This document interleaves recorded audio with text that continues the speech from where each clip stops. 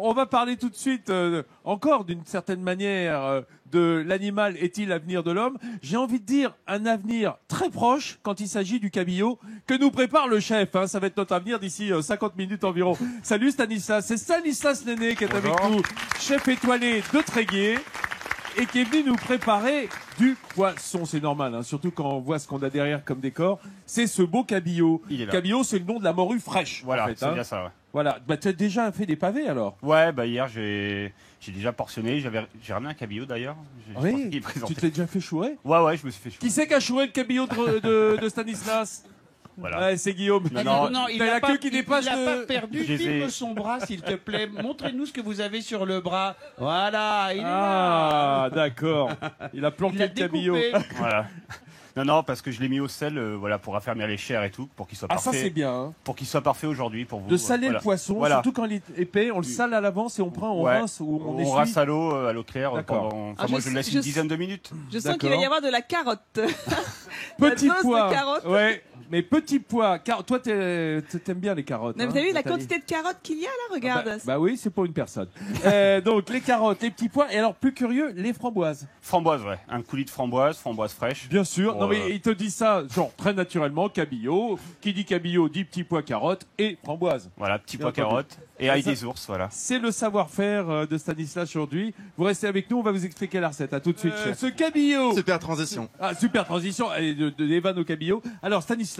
Alors, on a le petit pois qui est bien vert d'ailleurs. Ouais, ça reste bien vert. Donc là, j'ai mis en cuisson dans l'eau chaude avec salé.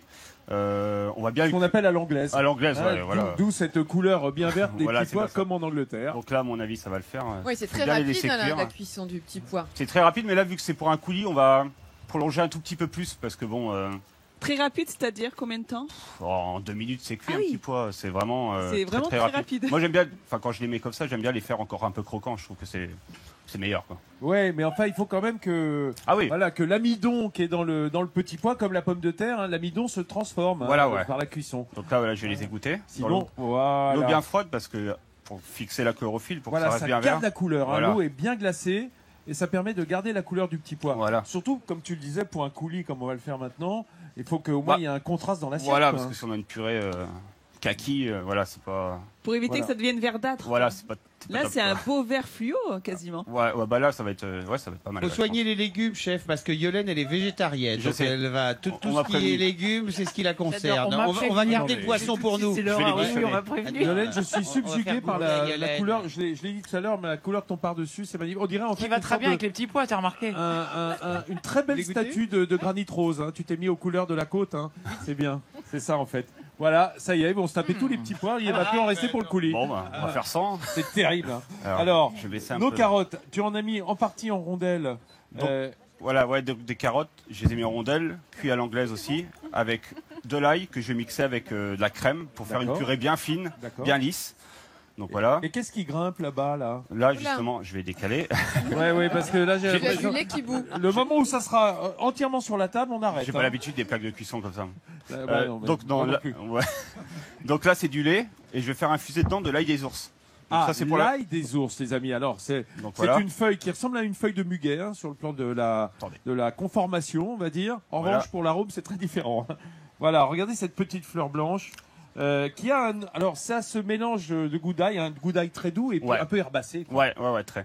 Donc ça on peut le mettre. Tu mets feuilles et fleurs. Feuilles dans feuilles dans la sauce. Feuilles dans l'infusion et les fleurs on les garde pour le décor. Donc là je vais infuser. Alors chef, ça on le trouve dans la campagne. Hein. Ouais. Dans le commerce on n'en trouve pas, c'est ça? Oui, parce que dans les villes ça pousse pas. nous on va le ramasser nous-mêmes à côté du restaurant. Il y en a plein donc.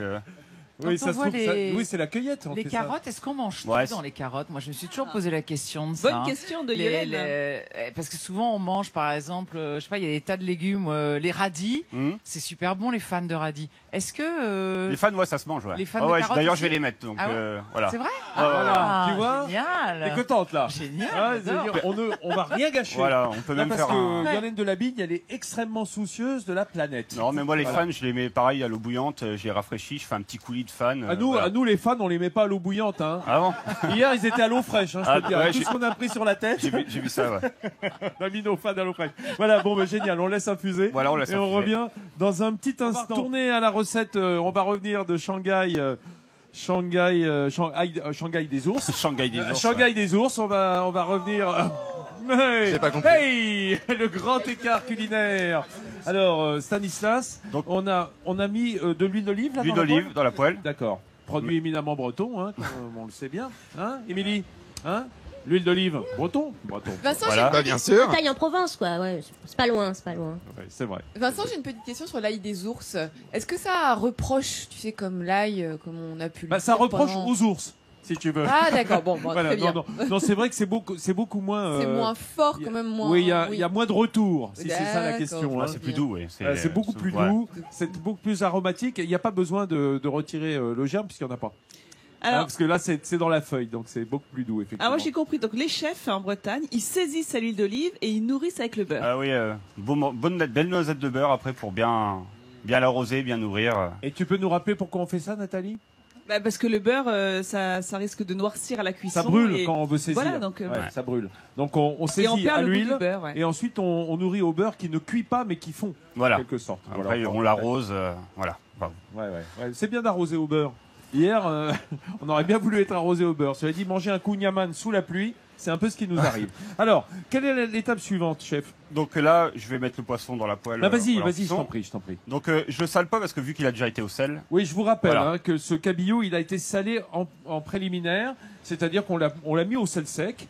Et donc le sel va pénétrer à cœur. Voilà. C'est ça l'intérêt, par osmose. Si on rajoute du sel, ça pas trop salé, quoi, parce que c'est... Yolène de la Vigne, est-ce que tu cuisines, toi? Oui, je suppose, un petit peu quand même. Pas énormément. Non, je suis pas une très bonne portée cuisinière. par cette merveille des produits bretons? Si, j'adore, mais je suis pas, ça fait pas partie de mon talent. Par contre, nous, avec mon mari, on fait du poiré. Puisqu'on parle de... En fait, on réhabilite le poiré, qui est une tradition bretonne qui s'est un petit peu perdue et qui continue en Normandie. Donc, et c'est super bon le poiré, en fait. Oui, c'est un cidre de poire, c'est un peu un champagne pas cher, je dirais. Ça a un côté très sophistiqué, très doux. Je pense que c'est une des boissons qui va bien marcher dans les années à venir. Si on fait du poiré en Bretagne, on va encore avoir un coup de fil du Conseil Général de Normandie qui va nous dire, dites donc, vous êtes gentils, mais laissez-nous nos trucs. C'est breton au départ aussi. Voilà. C'est ce que vous dites. C'est un peu comme le Mont-Saint-Michel. On est un peu sur le... On partage. On boit du poiré sur le Couesnon. Voilà, exactement. Alors, chef... Donc voilà, on laisse colorer tout doucement. Ça se colore...